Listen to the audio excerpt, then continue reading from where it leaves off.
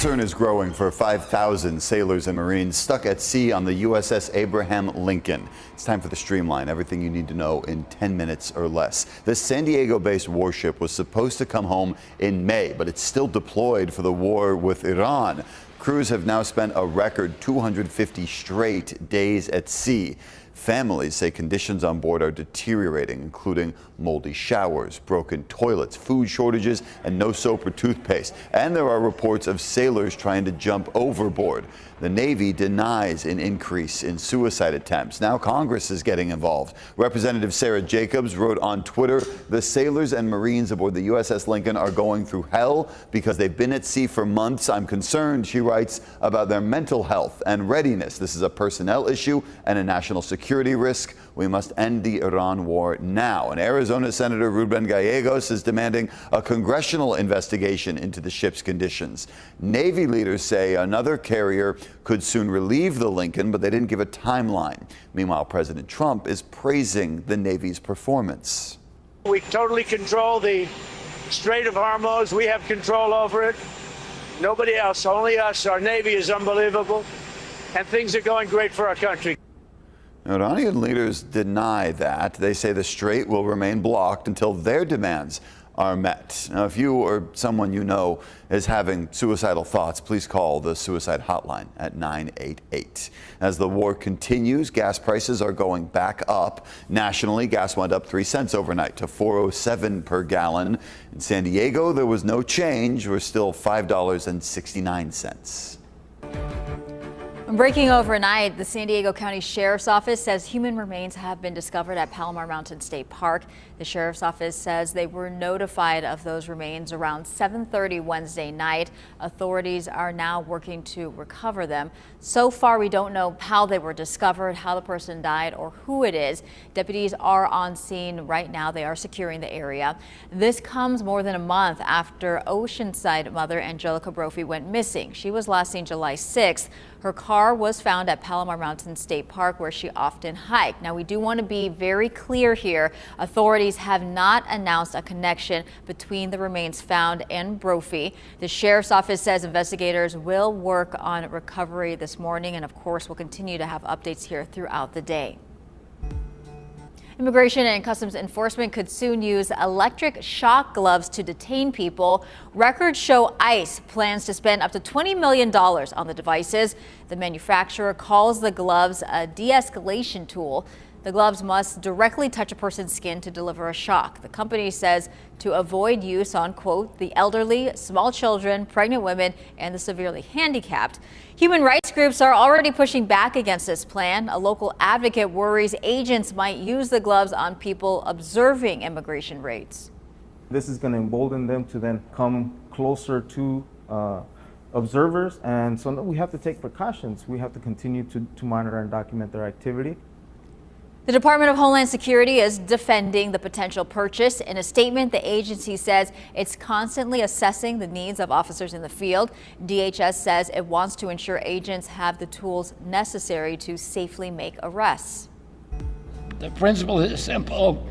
Treatment comes first, results must follow. Health and Human Services Secretary Robert F. Kennedy Jr. was in National City on Wednesday announcing a new approach to combating homelessness.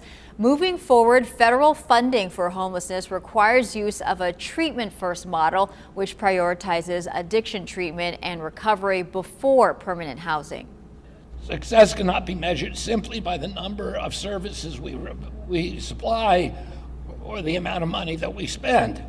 It has to be measured on whether people are actually getting better.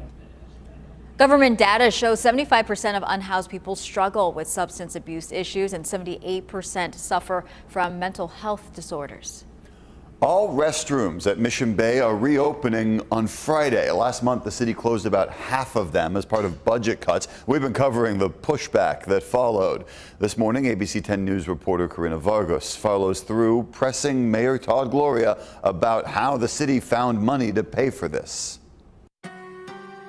The city said they had to close the restrooms because of the budget deficit, but after community pushback, city leaders have now said that they found a way to keep them open for the rest of the year.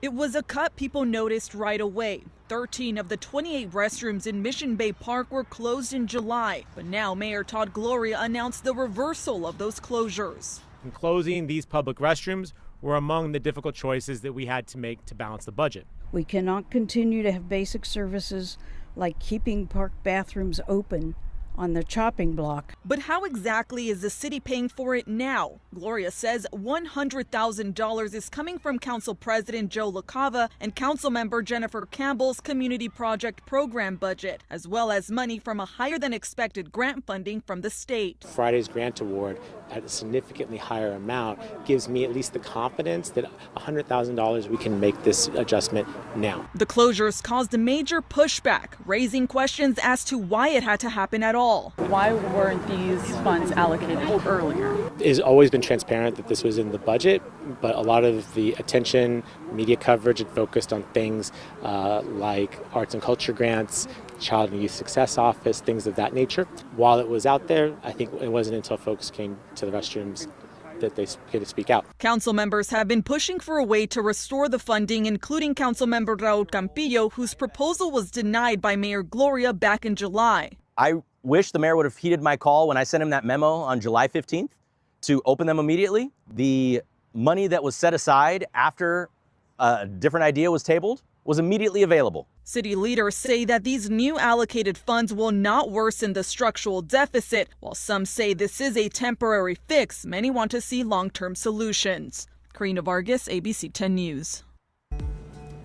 Well, our dreams of becoming a millionaire, Jared, it's officially over. A winning ticket was sold in Illinois last night for Powerball's $1.04 billion jackpot. This marks the largest grand prize since last year, the 8th largest in U.S. history. The winning numbers were for the winner have not been identified, so the winner hasn't been identified. The winner will choose between getting paid in 30 graduated payments over 29 years or a lump sum payment estimated at $433.1 million. There's a number there on your screen. So again, that's a lot of money that we did not get, but hey, congratulations to that one lucky winner in Illinois. That's your ABC 10 News Streamline, everything you need to know today in under 10 minutes.